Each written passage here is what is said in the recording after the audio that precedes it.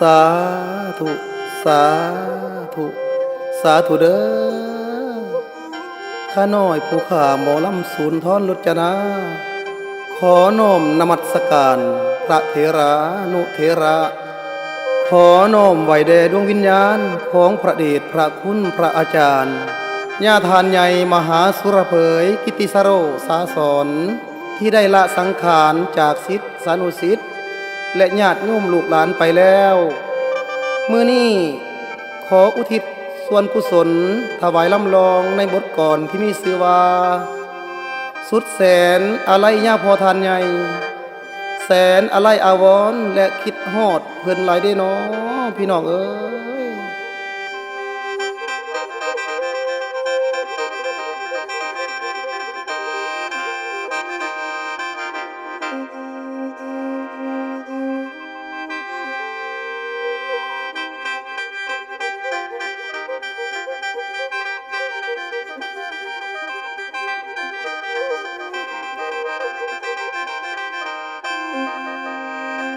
โอ้ยเสียงเอ้ย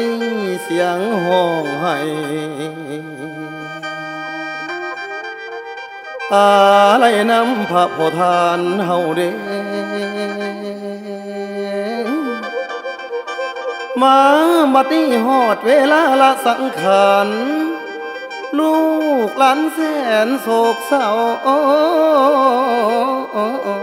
ศรัทธาเจ้าแม่นห่วงหาอะไรทาน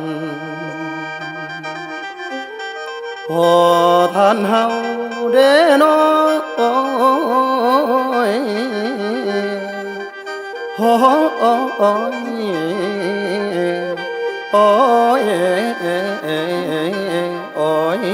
นายรำ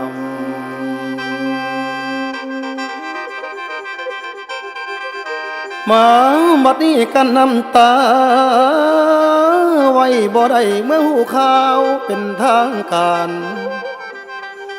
พระโพธานใหญ่มหาสุรเผยขน้อยเคยเข้าลบนอบน้อมบูชาท่านยามขับขันเคยมาสนยามขัดสนเคยได้เพิ่งโอ้ยโอ้ยโอ้ยเป็นลูกที่อันลูกเพิ่งเคยได้บวชอยู่น้ำฮอดเวลาพอได้ละลวงลำในระหว่างวันที่6นั่นแล้วตกถึงเดือนมังกรพอจากจรดอกลาสินก่อนเคยจำสินหาเทศนาโอ้ยโอ้ยโอ้ยพอสอนสั่งโอ้ยโอ้ยโอ้ยต้นโพไซเคยอยู่อย่างมาพังลมขาดห่มเศร้าปี2019มาเสียพอผู้ใจบุญเฮาเด้ศิษย์สานุชนแสนอาลัยห่วงหาน้ำตาย่อยญาติโยมหัวใจคอยโศกโศกขาน้ำตาลังโอ้ยออกตนก็มุดหวังขาดพลังพอทานสักทายดอกใสกันบ่มีแนวกีดกันกดน่วงดวงวิญญาณพอแล้วพระพอลาสังขารหลวงนิพพานไปเมืองฟ้าย้อนว่าปารมีทานสร้างผลงานอันโดดเด่นอันโดดเด่นโอ้ยโอ้ยโอ้ยเป็นแบบอย่างให้คนเห็นศรัทธาย่อยุกย่องซื้อเสียงกองดอกทั่วแดนบอนได้ทุกยากแค้นน้อยากแค้นพอก็แลนออกไปสู้สวยส่งเสริมทางทุนให้ลุกยืนมื่นตาได้ บ่ว่าเหนือหรือไตพอไปได้ทุกบอนได้ทุกบอนโอ้ยโอ้ยโอ้ยแถวบ้านป่าพาดอนพ่อก็ไปนอทุกบ้านผลงานท่านนับบ่ทนจากนั้นพอได้ดันดุนไปสร้างก็หอดแดนไก่พุ่นแล้วไปหอดเมืองอินเดียสร้างวัดลาวพุทธคยาอยู่ที่เมืองอินเดียพุ่นเพิ่นลงถึงพายุมสร้างเป็นแนวทางโอ้ยละเอียดอ่อนเพื่อบอกสอนหลานรุ่นน้อยตามห้อยเจ้าพุทธองค์มหาสมุทรสุดแสนไก่พันหอยคงพอยังโนไปถึงโนพอโน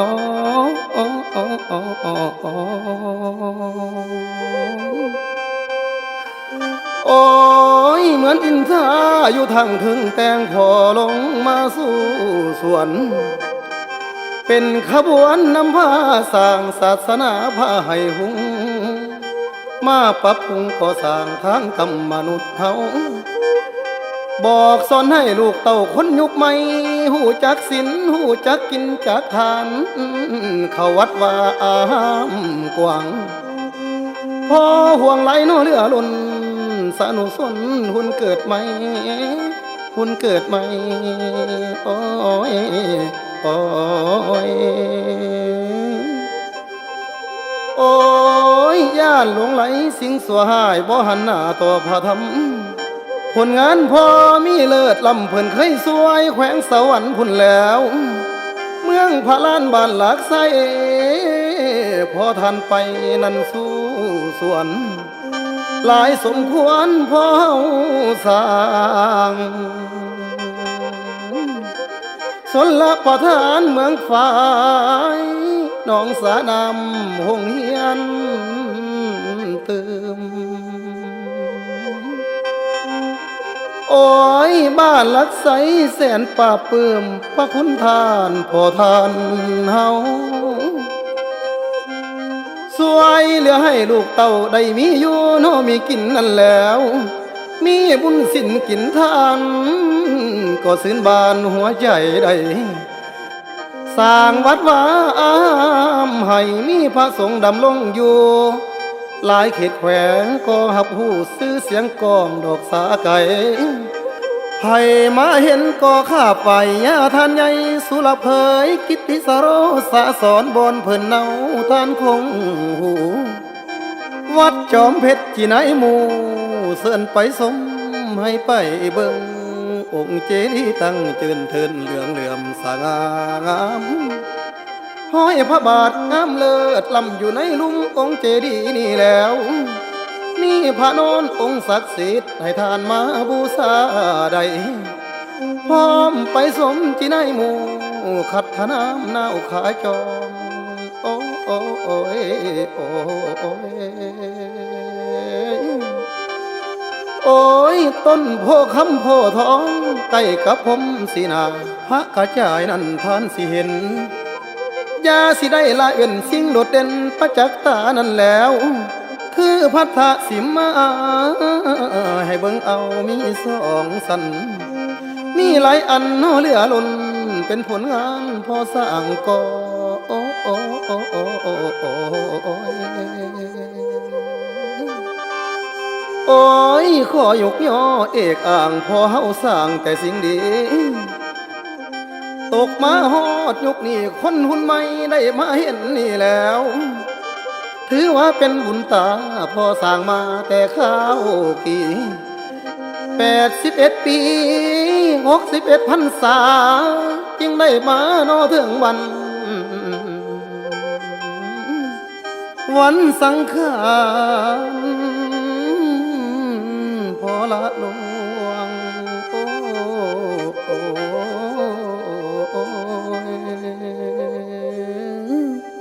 โอ้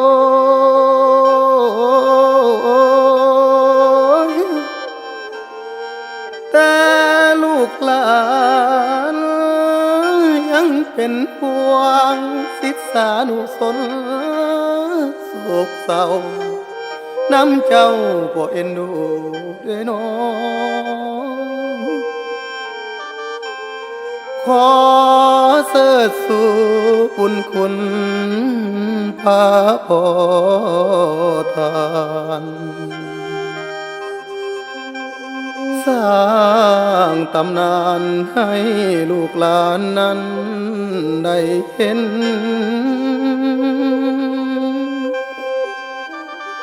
วางแผนการถูกต้องความจำเป็น